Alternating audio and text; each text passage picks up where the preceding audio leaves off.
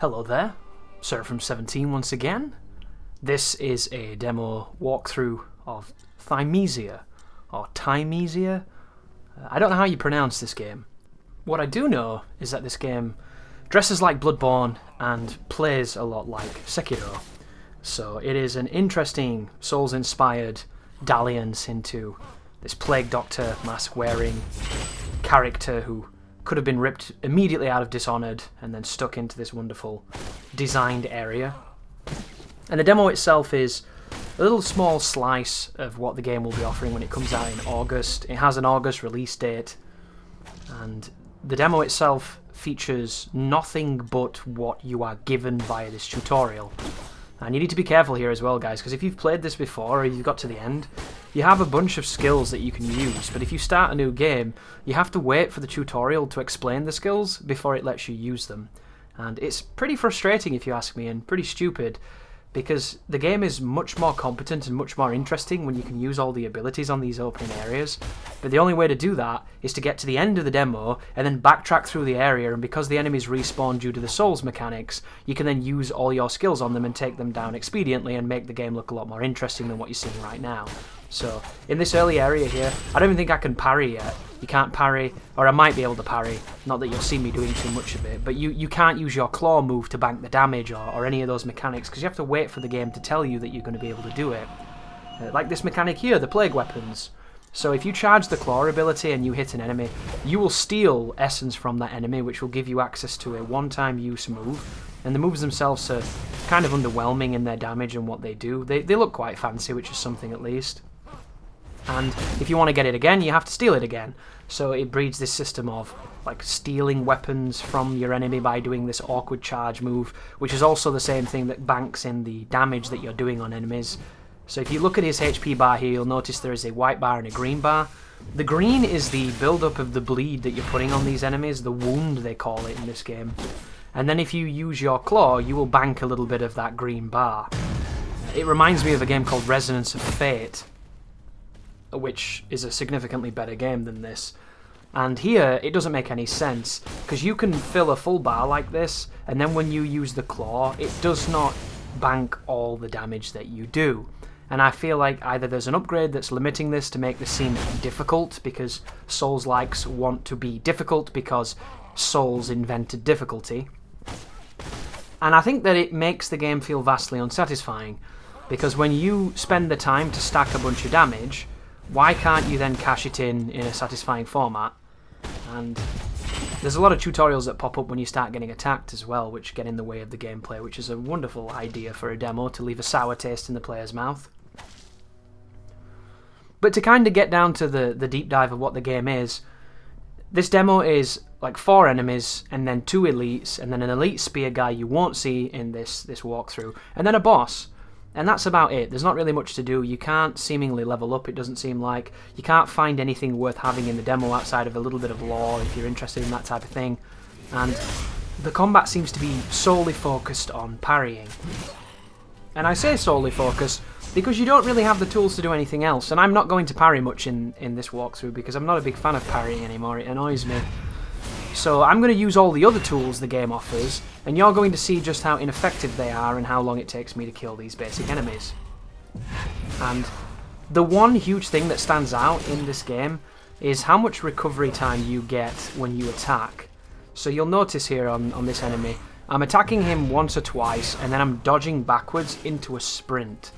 The reason I'm doing that is not because I want to dodge away from the guy, because dodging towards him is the better choice to stay in there, even though I like to space more than I like to be overly aggressive. I'm doing that because it's faster to recover by dodging backwards and then sprinting than it is waiting for the attack to end and running away. And there's a few things you can do in this game. The feather mechanic that it's showing here with this green band, you can fire off a feather at the end of an attack to recover quicker than you normally would. You can also parry at the end of an attack to recover slightly faster than you normally would. But the fundamental that you'll learn is that when you swing your sword on this game, you are in that for a very long time unless you dodge. And I've killed the boss coming up without rolling, and it took a long time because you can only really get one hit without being able to get out of danger. Because if you do 1 or 2 or 3 and the boss does anything, you're in recovery frames for an eternity and you'll just get hit. And this boss here is kind of okay. But the problem with him is he kills you in 2 hits, and when he kills you, the game plays a cutscene that boots you to the menu. So if you want to practice him, you have to do so by repeatedly coming back in from a menu every time he smacks you. And he's going to smack you a decent amount, because he has a handful of moves, which make him quite cool, and he also has a couple of shitboxes, which make him a little bit frustrating. But this is the area where it isolates just how redundant this system of banking damage, stacking wounds, and then banking them with a certain ability. So right now, I've attacked this boss a bunch to get this green bar, and if I don't attack him, he will heal it. So I'm going to keep attacking him, and that right there was the move that cashes it in. But did you notice it didn't cash it all in? It cashed a chunk of it in. And what this makes me think of is the posture bar from Sekiro. Posture in Sekiro worked off of the parrying system, and it worked off of your attacks when they were blocked. So you wanted to constantly keep pressure on the boss and constantly parry what they did. And it led to a game where you stand in front of an enemy and you do very specific systems in order to keep enough pressure on them to win. And this seems very much in that school of thought, because right now I'm spacing this boss using movement because I really like to do that, but there's no reason to. If I iframe through these moves up close, I can continually attack this guy, I can stack an entire green meter on him, and all he can really do is try and swing at me, and because he only has about 8 moves, I can dodge through them all with good timing using iframes. And that's how they want you to fight. They want you to get up close and personal like we're playing Bloodborne and we're quick-stepping through all the attacks. And if you like that, you'll have a good time with this game probably. For me it's not enough, and if anything this demo put me off.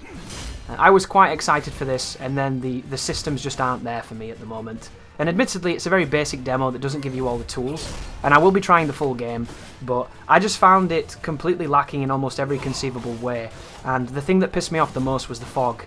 You might have noticed right now that the game looks ugly as fuck, and it looks like this because they have this ridiculous, like, plague fog happening at all times that blinds any of the beauty this game might have. And I don't understand why we've gone from N64 games bathing fog to hide draw distance into games that don't suffer from any draw distance, and they hide their beautiful game in fog anyway. And all it makes me think of is Liurnia of the Lakes, where you go to Liurnia, it's got beautiful skyboxes, it's got wonderful vistas, and you can't see a fucking thing because of fog. And I just don't understand why anybody would put it in their game. It really winds me up. And we can talk about immersion and everything, but all it does is make a game that is somewhat decent looking look ugly. But this fight's got some interesting things you might notice. The first one is he has 2 diamonds next to his life bar telling you there's 2 phases. You do not have to do this. Beating this boss will get you killed the exact same way losing to him will, and there doesn't seem to be any reward in the demo, so that's a missed opportunity. And additionally, he doesn't really go through any kind of phase changes. Everything he does at the start, he does at the end. The only difference is he likes to jump a lot. And this game suffers from the thing that Elden Ring doesn't suffer from, which is this game respects the player enough not to be bullshit on every move. So when he does a swing, it doesn't track you perfectly. He doesn't have 500 feet worth of range. It doesn't hit you a football field away and then go into a bunch of fake counter plays when you try and punish it. If anything, this boss is a little bit too honest, and he suffers because we're so used to bosses bullshitting us now and hitting us during windows where they should be vulnerable, but recovering instantly and hitting you anyway. So every move you see here that he does, you can dodge by running away from it, and he really has no option. He has nothing to chase you down to stop you sprinting, and there's no stamina in this game, which is a huge triumph if you ask me, because stamina is overrated, and I don't know why it exists.